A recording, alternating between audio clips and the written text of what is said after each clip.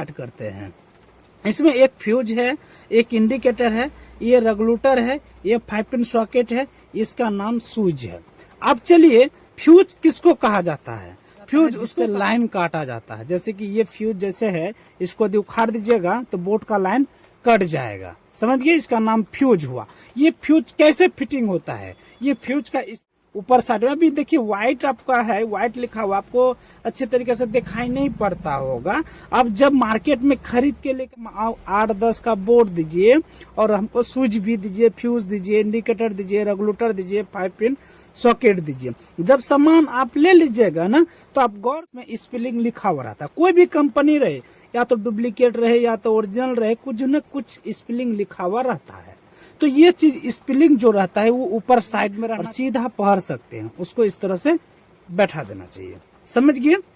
उसके बाद ये आपका इंडिकेटर हुआ, ये हुआ आपका इंडिकेटर। इंडिकेटर से जैसे आपका बोर्ड में लाइन है या नहीं है वो चीज इससे पता चलता है। इसका ये हुआ आपका रेगुलेटर, जो कि ये रेगुलेटर फैन में काम होता है, जो कि फैन पंखा बोला जाता है। जैसे आपका घर में सीलिंग फैन हो या तो आपका घर पे जो स्पीड वाला पंखा, कोई भी पंखा हो, उससे आप कनेक्शन कीजिएगा तो 100% इसमें कम बेसी किया जाता है, समझ गए? ये हुआ आपका 5 पिन सॉकेट, जो कि इसमें आप 2 पिन लगा करके बल्ब जला सकते हैं, चार्ज कर सकते हैं, कुछ भी कर सकते हैं इसमें, ठीक है? इसका नाम हुआ स्विच, जो कि इससे लाइन काटा जाता है बल्ब का, समझ गए? अब चलिए ये चीज आप लोग को अच्छे तरीके से बता दिए। स्पेलिंग ऊपर रहेगा, फिटिंग करना चाहिए। और ये चीज देखिएगा, रेगुलेटर का भी देखिएगा, स्पेलिंग ऊपर रहेगा, फिटिंग का भी, स्विच का भी इसी तरह सब ऊपर रहेगा और फिटिंग करना चाहिए, समझ गए? अब चलिए इसमें लेट नहीं करेंगे, वायरिंग करके दिखाने वाले हैं। तो चलिए हम हर वीडियो में बताते हैं जो बोर्ड में फ्यूज, इंडिकेटर, स्विच रहता है वो स्विच से वायरिंग करने के लिए स्टार्ट करना चाहिए। और ज्यादा बेटर है कि स्विच से ही वायरिंग करने के लिए स्टार्ट कीजिएगा तो बहुत अच्छा लगता है। और जो मिस्त्री सीख जाता है, अच्छा मिस्त्री जो पूरा नॉलेज हो गया है, वो कहीं से भी वायरिंग कर सकता है। उसको जरूरत नहीं है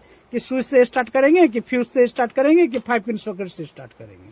उसको वायरिंग से मतलब है, वो कहीं से वायरिंग करके निकल सकता है, क्योंकि उसको नॉलेज है। तो आप लोग भी जब अच्छे तरीका से वायरिंग करना सीख जाइएगा, जब आपका दिमाग में अच्छी तरीके से घुस जाएगा कि हमको इस तरह से करना, तो 100% बोलते हैं दोस्त, आप भी कहीं से वायरिंग करके निकल सकते हैं बोर्ड का। तो चलिए बहुत ज्यादा समय हो गया, तो चलिए किस तरह से वायरिंग करेंगे वो चीज को ध्यान से जरूर देखें। स्विच का नीचे वाला हिस्सा, ये 5 गो स्विच है, 5 का स्विच का नीचे वाला हिस्सा में फटाफट इस तरह से 5 फटाफट इसी तरह 5 गो में, लेट नहीं करें, फटाफट 5 गो में घुसा दिया और अच्छी तरीके से नट को टाइट कर देना है। सब नट को टाइट कर दीजिएगा अच्छी तरीके से, अच्छी तरीके से नट को टाइट कर दीजिएगा।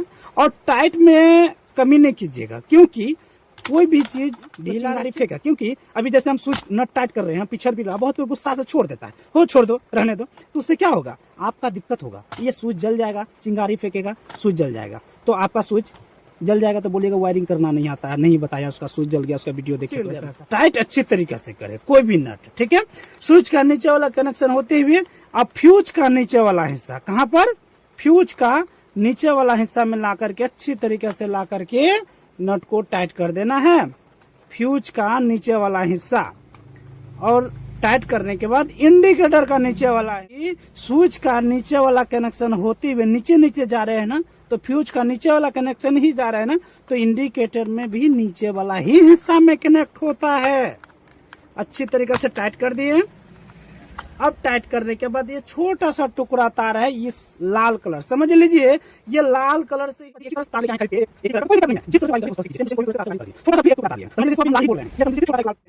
इसमें देखिएगा 5 पिन सॉकेट में भी कुछ है लिखा हुआ, एन और एल। ये एल होता है, ये एन होता है, और 5 पिन में लिखा हुआ है। अब देखिए बहुत कुछ इसमें समझ में नहीं आएगा, सर हम तो पढ़े लिखे हुए नहीं है, एल और एन क्या होता है? एल और एन से कोई मतलब नहीं है, आप गोली मार दीजिए उसको, आप दोनों पोल में किसी में एक पोल में जोड़ दीजिए ना, चलेगा, कोई दिक्कत नहीं, क्योंकि हम देख चुके हैं और बहुत दिन से कर चुके हैं ऐसा काम। तो दोनों में किसी में एक पोल में जोड़ दीजिए, दोनों में किसी में एक पोल में जोड़ दीजिए और अच्छी तरीके से नट टाइट करने के बाद स्विच का ऊपर वाला हिस्सा में जोड़ दीजिए और अच्छी तरीके से नट को टाइट कर देते हैं। आप समझ लीजिए ये स्विच ऑन करेगा तो इस 5 पिन सॉकेट में ये तार से लाइन जाए। अब ये रेगुलेटर है, ये हो गया रेगुलेटर, जो कि पंखा में कम बेसी का काम आता है। ये जो कनेक्ट करेंगे स्विच से, क्योंकि स्विच जैसे ऑन करेगा इस रेगुलेटर में लाइन जाएगा और रेगुलेटर को जब कम बेसी करेगा तो पंखा को कम बेसी हवा फेंकेगा, समझ रहे हैं ना। ये चीज हम स्विच का ऊपर वाला हिस्सा में देंगे। यदि आप डायरेक्ट रखना चाहते हैं कि नहीं सर हमको बटन से कोई मतलब नहीं रखेंगे और जैसे रेगुलेटर ऑन करेंगे और मेरा फैन चलना स्टार्ट हो जाएगा, तो ये तार क्या कीजिएगा, स्विच का ऊपर वाला कनेक्शन में नहीं जोड़ के नीचे वाला हिस्सा में लगा दीजिएगा। ये हो गया डायरेक्ट। और स्विच से कनेक्शन करना चाहते हैं तो स्विच का ऊपर वाला हिस्सा में जोड़ करके और अच्छी तरीके से नट को टाइट कर देना है। अच्छी तरीके से नट को टाइट कर देना है, समझ गए। अब इसमें मेरा ब्लैक तार बचा। कौन सा तार बचा है? ब्लैक तार। अब ब्लैक वाला तार जो क्या करना है, छोटा सा तार, फिर हम ब्लैक तार कटिंग करके रखे हैं इसलिए कि समय ज्यादा ना लगे।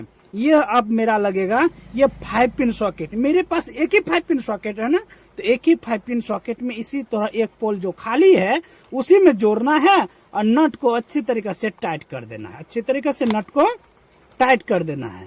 हड़बड़ी ना करे, हड़बड़ी कीजिएगा तो दिक्कत होगा ही होगा। कोई भी चीज रहे, आप जैसे मोटरसाइकिल भी चलाते होंगे, पूरा स्पीड में जाइएगा तो कुछ भी हो सकता है दोस्त।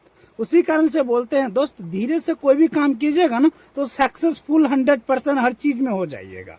ठीक है, तो ये 5 पिन सॉकेट में एक पोल खाली था, इसी में कनेक्ट करते हुए हम ये इंडिकेटर का ऊपर वाला हिस्सा में लाकर के जोड़ देना है। कहां पर जोड़ना है? इंडिकेटर का ऊपर वाला हिस्सा में। अब मेरा वायरिंग अच्छी तरीके से ये हो चुका है, ये अच्छी तरीके से वायरिंग अच्छी तरीके से हो चुका है। अब इसमें हम एक बल्ब जला के दिखाएंगे और ये रेगुलेटर का भी एक कम बेसी करके दिखाएंगे, क्योंकि बहुत कोई होता है ना इतना कर लेता है यहाँ से निकल जाता है, उसको बताता नहीं है दोस्त। तो ये चीज हम नहीं बताते हैं, कोई भी वीडियो में बल्ब जला के जरूर दिखाएं, क्योंकि आपको अच्छी तरीके से नॉलेज आ जाए और अच्छी तरीके से वायरिंग करना सीख जाते हैं। ठीक है, तो चलिए हम बल्ब भी जला के दिखाने वाले हैं। देखिए एक बल्ब हम जला के दिखाएंगे, ये बल्ब स्विच से कनेक्शन करेंगे और ये खोलने के बाद हम रेगुलेटर भी इसी में कनेक्शन करके दिखा देंगे, क्योंकि मेरे पास अभी एक ही बल्ब है। समझ लीजिए, ये यदि कनेक्शन हम करके दिखा देंगे तो आप दूसरा तीसरा चौथा भी अपने से कर सकते हैं। ठीक है, तो चलिए ये जो तार है, यदि पंखा का भी तार कितना होता है? 2 ही तार होता है। और ये बल्ब का भी तार कितना होता है? 2 ही तार। होल्डर से 2 तार ही निकलता है दोस्त। बड़ा बड़ा स्टैंड फैन यदि रहता है ना तो 3 तार रहता है। तीनों तार में एक 2 ही तार का काम रहता है। 2 तार तो एक तार तो ऐसे फालतू रहता है मजबूती के लिए, आर्थिंग उर्थिंग तो किसका घर पे आर्थिंग जुड़ा हुआ। अब हमको लगता है 100 में 10% का घर में किसी का आर्थिंग का सेटिंग होगा तो नहीं होगा। ठीक है, ये समझ लीजिए 2 तार है, होल्डर से तार आया। कितना तार आया? होल्डर से 2 तार आता है यहाँ। तो दोनों तार में समझ लीजिए एक ही कलर दोनों तार रहेगा, तो क्या कीजिएगा, कोई सा भी एक तार पकड़ना है, एक तार, कोई सा भी एक तार पकड़ना है और स्विच का ऊपर वाला हिस्सा में जोड़ देना। स्विच का ऊपर वाला हिस्सा में जोड़ देना है और अच्छी तरीके से कोई सा भी तार, जरूरत नहीं है कि लाल लगाइएगा कि काला लगाइएगा, कोई सा भी एक तार जोड़ दीजिए, कोई सा भी। ठीक है, अब समझ लीजिए एक तार बचा। ये तार कहाँ लगेगा दोस्त? ये लग जाएगा काला वाला तार, जहां पर आप काला तार जोड़े हैं, जो कि इंडिकेटर में भी जोड़ सकते हैं, 5 पिन सॉकेट के पास भी जोड़ सकते हैं दोस्त। समझ रहे हैं ना। आप ये तार कहीं पर भी जोड़ दीजिए और अच्छी तरीके से नट को टाइट कर दिए। मेरा बल्ब का कनेक्शन हो गया। बहुत आसान है सर, 1% दिमाग लगाइएगा ना तो आप बिजली बोर्ड का वायरिंग अच्छी तरीके से कोई भी कर सकते हैं। अब चलिए इसमें लाइन देके दिखाएंगे। लाइन वाला तार कितना आता है? 2 तार, जो कि किसी का घर पे एमसीबी हो, किसी का घर में फ्यूज होगा, लाइन काटने वाला फ्यूज होता है ना, तो वहां से 2 तार निकल के बोर्ड में आता है, काला और एक लाल। तो कोई सा भी एक तार सीधा काम करने से अच्छा रहता है। ठीक है, तो याद रखिएगा। आप तो यहाँ पर कोई सा भी तार लगा दिए ना। अब ये दोनों तार यदि आप सीधा लगा दीजिएगा तो 100% ये सीधा हो गया। आप इसमें ये इधर उधर किधरों कर दीजिए, कोई दिक्कत नहीं है दोस्त। मेन तार होता है तार। ये तार यदि आप सीधा लगा देते हैं तो आपको कोई दिक्कत नहीं होगा। तो ये लाल वाला तार जो लगेगा, फ्यूज का ऊपर वाला हिस्सा जो कि लाइन काटने में जो काम आता है, उसका नाम हुआ फ्यूज, जोड़ देना है। और ये तार लग जाएगा काला वाला तार। अब काला वाला तार कहाँ लगेगा दोस्त? आप बोलिए तो। अरे दोस्त बहुत ही आसान है, ये लाल काला वाला तार जहां पर है वहां जोड़ दीजिए। यहाँ भी जोड़िए, यहाँ भी जोड़िए। काला है, काला का निशान दे दिए। अब समझ से आप वायरिंग किए हैं तो काला कहाँ है, वो बात नहीं। आप इंडिकेटर के ऊपर वाला हिस्सा में जोड़ दीजिए। इंडिकेटर का ऊपर वाला हिस्सा में आप यहाँ भी जोड़ सकते हैं और यहाँ भी जोड़ सकते हैं, क्योंकि एक ही तार से कनेक्शन हुआ है ना ये तार। तो इंडिकेटर का में अच्छी तरीके से जोड़ देना है। अब देखिए इस जगह में नहीं घुस रहा है। बहुत को क्या होता है कि इसी जगह में ठेल ठाल के तार जोड़ जार के निकल जाएगा, क्योंकि नया जो मिस्त्री होता है ना, क्या करेगा वो, किसी तरह काम निकलना है, जोड़ जार के निकल जाएगा और 2-3 महीना जलेगा, आपका इंडिकेटर जल जाएगा। क्यों? क्योंकि उस जगह में मोटापन हो गया। ये धीरे धीरे ये चिंगारे फेंकते हुए आपका इंडिकेटर जल जाएगा। तो यहाँ पर तार निकाल दीजिए, अच्छा रहेगा। यदि नहीं जगह रहेगा तो बोल रहे हैं। अब इसमें हम बल्ब जला के दिखाते हैं दोस्त, बहुत ही अच्छे तरीके से। आप यहाँ हम लाइन देंगे। देखिए मेरा इंडिकेटर में लाइन आ गया। अब इसमें हम बल्ब जलाएंगे।